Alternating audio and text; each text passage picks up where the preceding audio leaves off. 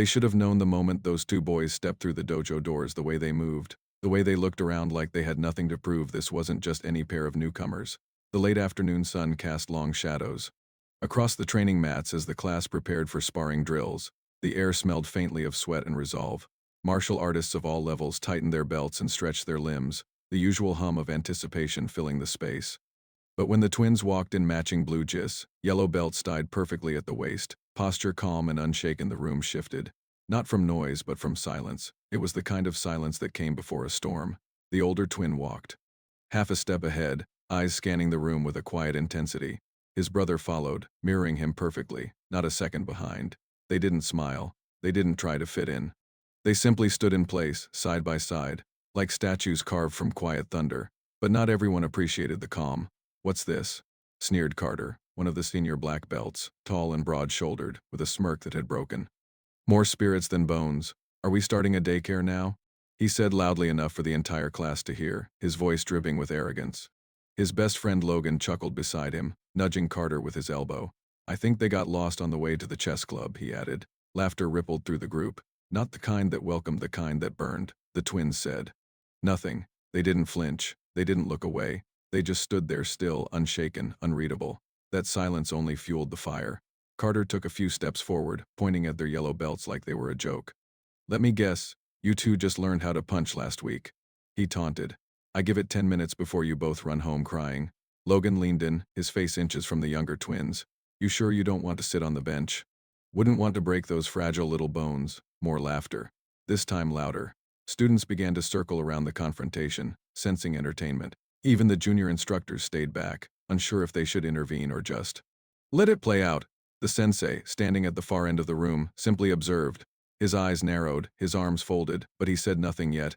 He watched not the bullies but the boys, their stillness, their composure. "You two don't belong here," Carter said finally with venom. "This place is for fighters, not quiet little dolls." He turned as if to walk away, then spun around suddenly, pretending to throw a punch. It stopped just short of the older twin's cheek.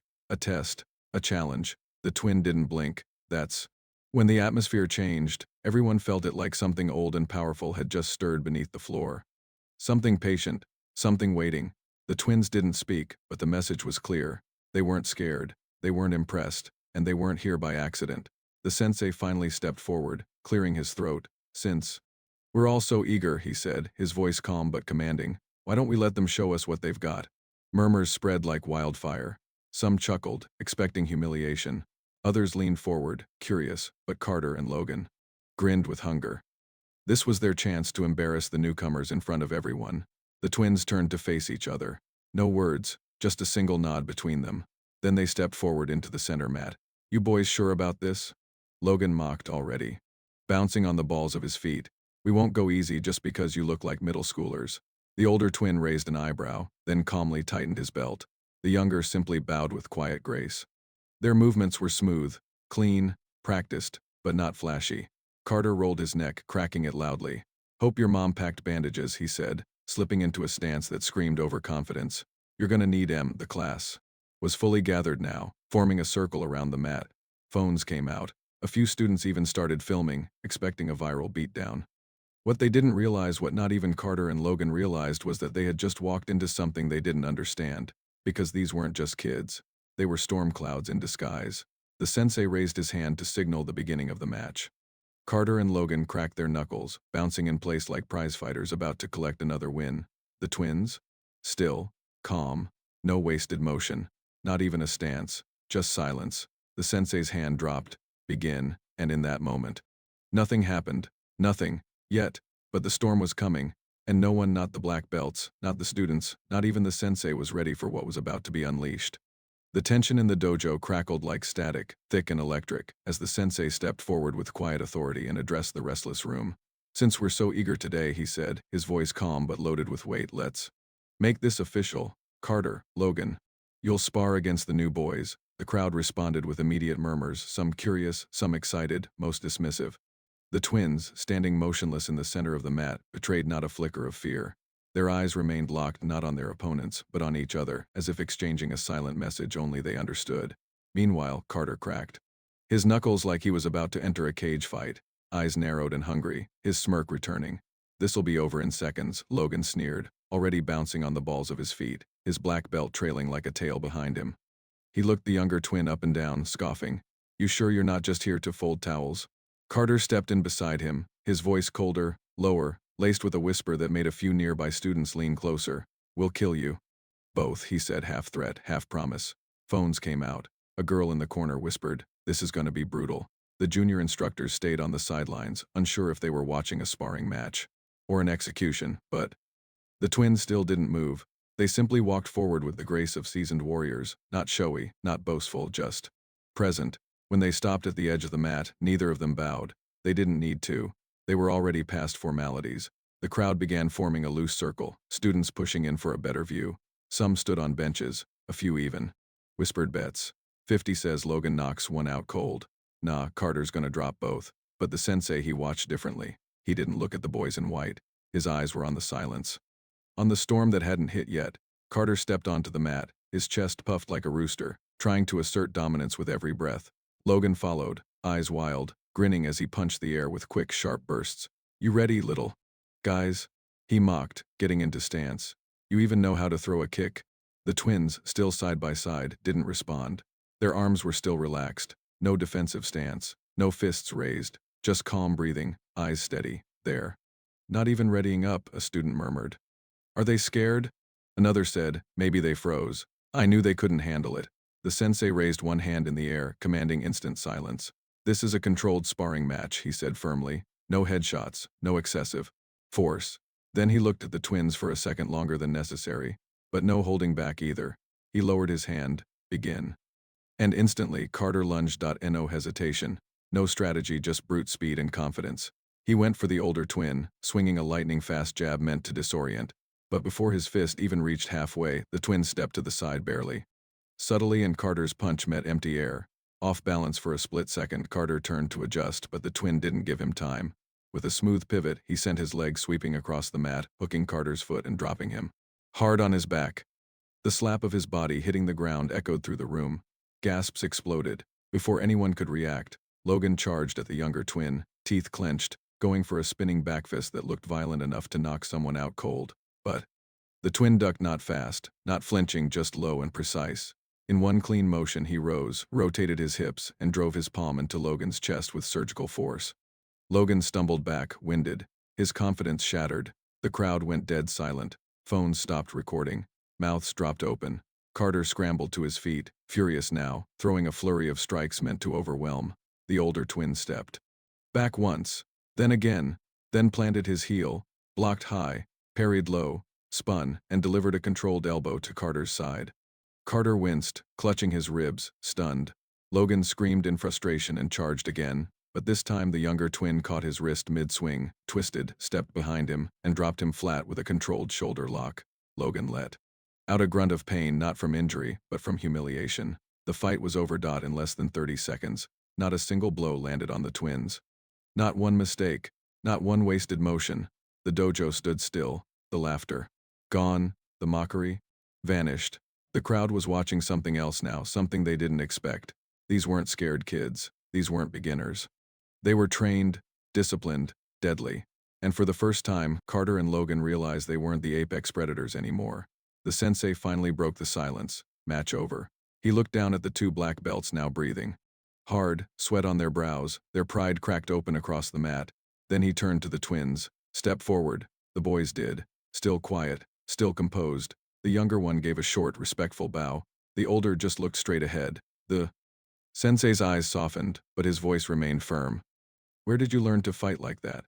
The older twin finally spoke, voice calm, almost too soft for the room. "Our father taught us, every morning, since we could walk." "And where is he now?" The younger twin answered this time. "Gone, 2 years, but we still train, every day." The room didn't speak, not a single whisper. Everyone was still processing what they'd seen, not just skill, but something deeper. Something forged in silence, something unshakable.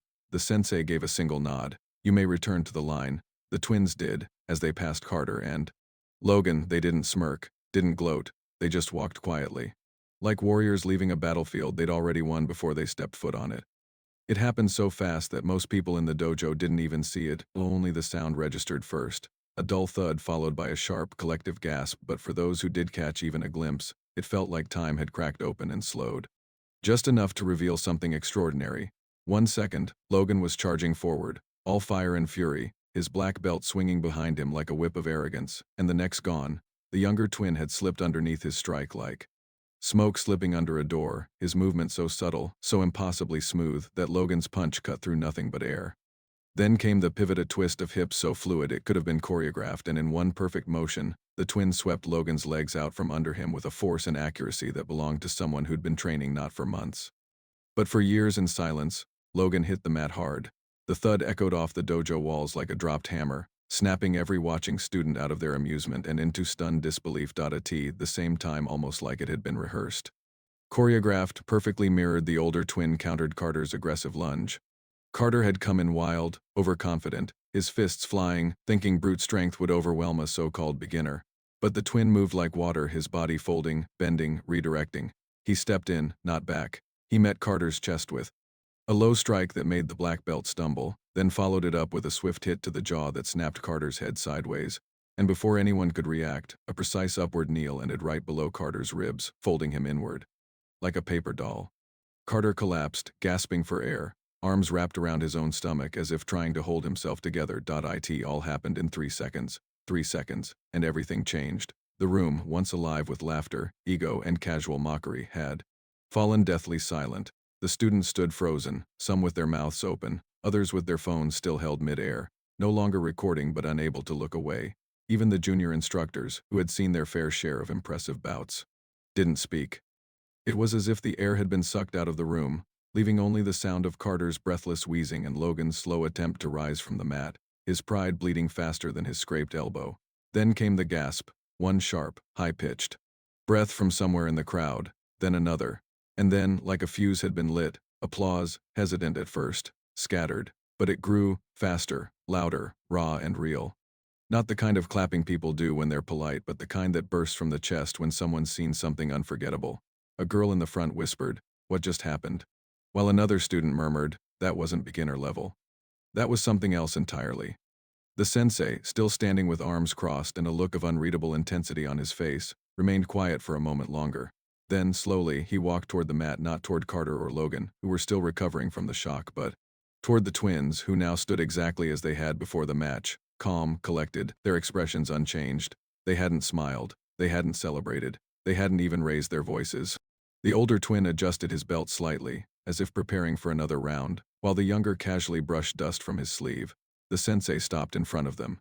His voice, when it finally broke the silence, was low but powerful. "Tell me again," he said, eyes sharp. "Where did you learn to fight like that?" The younger twin replied this time, "Our father. We trained with him every day before school. Basics before breakfast, sparring before dinner," the older added. He said, "Real power doesn't shout, it whispers." The sensei looked at them for a long moment, and for the first time that day, his stern face softened. There was something in his eyes, respect, certainly, but also recognition. These boys weren't prodigies. They were forged, sharpened by time, loss, and discipline. Meanwhile, Carter finally managed to rise to his knees, one hand still gripping his ribs, his face pale with disbelief. Logan sat slumped at the edge of the mat, his expression dazed like someone waking from a bad dream. For the first time in the dojo's history, the unbeatable black belts weren't the center of attention. They weren't the top dogs anymore.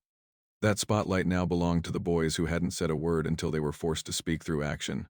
One student whispered, "Did you see how they moved? Like they were born on that mat." Another added, "They didn't even flinch, not once. Like they've done this 1,000 times." Even the junior instructors began nodding among themselves, acknowledging what the room already knew. This was no accident. These weren't rookies who got lucky. These were warriors who had been underestimated. The sensei finally turned to the crowd. "Let this be a lesson," he said firmly, "that strength is not always loud, and skill is not always worn like a badge. Sometimes it waits, quietly, until it's called upon." He faced the twins again. "What are your names?" "Jalen," said the older twin. "Jordan," said the younger. "From this day forward," the sensei said, voice rising just enough to reach the edges of the dojo, "you will be treated not as beginners, but as equals." A hush fell once more, but it wasn't fear this time. It was respect. The crowd began to shift, not away from the twins but toward them. Students who had once mocked them now watched with admiration. In 3 seconds, the power dynamic in the room had completely flipped. Carter and Logan sat quietly on the mat, nursing their egos. But they weren't angry anymore. They were humbled. And somewhere deep inside, even they knew they'd just witnessed something greater than belts and bravado. They'd witnessed truth. After the shock had settled and the noise of stunned applause faded into quiet whispers of awe and reflection, the sensei gestured for the twins to follow him into his office, a small, sunlit room lined with medals, calligraphy scrolls, and photographs of past champions. The door closed behind them with a soft click, sealing away the curious stares and murmurs of the still buzzing dojo. The sensei didn't sit. He stood near the window, arms folded behind his back, his gaze watching. The late afternoon light filtered through the blinds, casting lines across the mat below. "Where did you learn to fight like that?" he asked, voice calm, measured, but unmistakably layered with genuine curiosity. For a moment, the room was silent. The twins stood side by side as they always did, back straight, hands clasped in front of them. Then the older twin, Jalen, spoke, his voice low, almost reverent. "Our dad. He trained us since we were little. Before school, after school, weekends, no breaks, no excuses. He believed discipline wasn't a choice, it was how you moved through life." The sensei turned slowly to face them. His brow raised slightly, as if sensing there was more, something heavier beneath the calm exterior. The younger twin, Jordan, added, "He used to wake us up at AM every morning. We'd run in the cold, do drills in the backyard. Even when we were sore, tired, even when we begged for a break, he'd say, 'Real strength is silent, not loud, never flashy. It knows its worth and only speaks when it's time.'" A pause. Jordan looked down for the first time. "He passed last year. Heart failure. We were 12. The sensei closed his eyes briefly, as if absorbing the weight of that sentence. "I'm sorry," he said sincerely. "He must have been a great man." Jalen nodded. "He was, but he was also hard on us. Not cruel, just intense. Every movement had to be perfect. Every block clean, every strike controlled. He never let us talk big, never let us brag. He said bragging was for the weak." Jordan added, "He never let us spar at school. Not once. We were never allowed to show off, even when kids bullied us." That made the sensei pause. "You've been through that before?" Jordan gave a small, almost tired smile. "More than people think.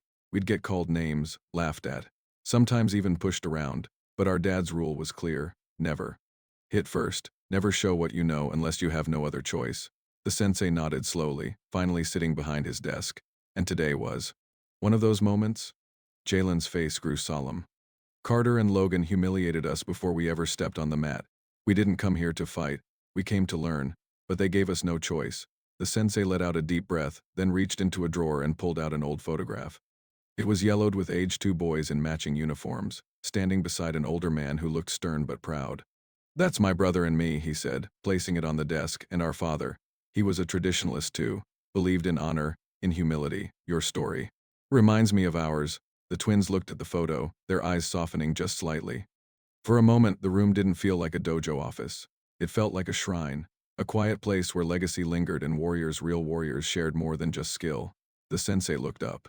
"When I watched you move out there, it wasn't just talent I saw. It was something deeper, something forged in silence. Most students come here to build confidence. You came with confidence already carved into your bones. And yet, you don't speak unless needed. You don't show off. That's rare. That's discipline," Jalen said. "It's not ours. It's our father's. We just carry it." The sensei leaned forward, eyes locked with theirs. "And you carry it well." Then, after a long pause, he added, "You're not students anymore. You're warriors. From this day forward, your belts may say yellow, but your hearts, your spirit, they are black." Jordan looked up, the first flicker of emotion breaking through his still features. "Thank you, sensei," he said softly. "We won't let you down." "I know you won't," the sensei replied. "Because you already know something most martial artists spend years trying to understand: fighting isn't about being seen. It's about being ready." As the twins turned to leave the office, the sensei called out once more, "Jalen, Jordan." They stopped. "Would you stay after class tomorrow?" The boys nodded. "I want you to help teach." Their eyes widened slightly, not from pride, but from surprise. No one had ever invited them to lead before. "Yes, sensei," Jalen said. "We'd be honored." The door opened and they stepped back into the hallway, where the noise of the world slowly returned: footsteps, chatter, the rustling of gear bags. But everything was different now. The same students who had laughed at them just hours ago stepped aside as they passed. Some nodded. Some even offered shy smiles, and Carter and Logan. They stood near the exit, nursing their bruised egos there, heads down. But this time, when the twins walked by, neither bully spoke. They didn't glare. They didn't scoff. They simply watched and then, with hesitation, bowed. a sign of respect, of surrender, of growth. And for the first time since their father's funeral, Jalen and Jordan felt something they hadn't in a long time, not victory, not dominance, but peace. They didn't have to speak loudly. They didn't have to prove anything anymore. Their silence wasn't weakness. It was legacy. It was control. It was power. The kind that doesn't need to roar. Because the world had already heard it in the space between 3 seconds of calm and the fall of 2 black belts. 1 week passed, but the dojo still buzzed with the memory of what had happened, an unspoken shift that changed everything. What used to be background chatter, playful insults, and pecking order pride had turned into a different kind of silence, one shaped by respect, reflection, and recalibration. Students now arrived early, phones stayed in pockets. And every pair of eyes in the room subtly drifted toward 2 brothers who never raised their voices, never demanded attention, and yet somehow commanded the entire space without uttering a single word. Jalen and Jordan moved with the kind of grace that could not be faked, sharp, disciplined, fluid. Their drills were quiet, their techniques precise, and their presence magnetic. But it wasn't just the students who had changed their tone. Even the senior instructors now looked at the twins differently, more as equals than newcomers. Still, the biggest shift came not from those who applauded them, but from the 2 boys who once humiliated them in front of everyone. Carter and Logan. It happened on a Tuesday afternoon, just before class began. The dojo lights flickered to life, casting golden warmth over the polished wood floors. As the twins stretched near the far wall, the murmurs began, soft gasps, subtle glances, because Carter and Logan were walking toward them. Not with swagger, not with smirks, but with heads bowed slightly, hands behind their backs, like soldiers approaching a higher rank. No one said a word. The entire room seemed to freeze, as if the walls themselves were holding their breath. Jalen stood first. Jordan followed. The 4 stood facing each other, the memory of last week hanging between them like a storm cloud waiting to either return or be dispersed. Carter spoke first. His voice wasn't loud or cocky. It was honest. "We were wrong about you," he said quietly, his eyes not quite meeting theirs. "We judged what we didn't understand, and we embarrassed ourselves doing it." Logan added, "What you did that day wasn't luck. It was something real. And if you'd ever be willing to train with us, or even help us get better, we'd be grateful." There was a pause, long, heavy, not with tension, no, that had already been dissolved, but with meaning, with weight, with the realization that the same boys who once mocked now stood in front of them, not as rivals but as learners. Jalen didn't hesitate. He extended his hand first. Jordan followed. The handshake wasn't dramatic. There were no cameras, no applause, just 4 boys, in a quiet corner of a dojo, rewriting the story they once told with pride and pain. And that was the moment the culture of the entire school changed. From that day forward, the twins began staying after class, not to show off, not to prove anything, but to help, to guide, to lead. And Carter and Logan, once the dominant force on the mat, listened, learned, and slowly began transforming. They asked questions, they sparred with humility, and more importantly, they stopped fighting to be the best in the room, and started fighting to be better than they were yesterday. Soon, the sensei made it official. Jalen and Jordan were named assistant instructors, not for their skill alone, but for their character, for their silence, for their restraint. They began leading warm-ups, teaching footwork, helping younger students adjust stances. And as the weeks passed, something beautiful unfolded. The twins didn't just gain respect, they built it, quietly, methodically, the way their father had taught them. No shortcuts, no shouting, just steady growth. Students who once scoffed now asked for feedback. Those who used to laugh from the sidelines now lined up to learn. Even the youngest kids, the white belts with oversized uniforms, stood straighter. When Jalen and Jordan spoke, their voices calm but filled with a kind of authority that didn't need to scream to be heard. And yet, through all of it, the twins never changed. They still arrived early, still trained harder than anyone, still bowed first, still swept the mat after class, even when they didn't have to. When asked why, Jordan simply said, "Because Dad would have expected us to." And Jalen added, "Because we're not here to be admired. We're here to improve." One afternoon, as the class filed out and the dojo emptied, Carter stayed behind. He stood quietly near the window, watching the sunlight fade over the hilltops beyond the studio. "You know," he said, voice soft, "I used to think strength meant being feared, making people back down, winning." Jalen didn't respond, just kept wrapping his hands. Carter continued, "But now I get it. Real strength. It's what you don't show until you have to. It's what makes people respect you even when you say nothing." He turned.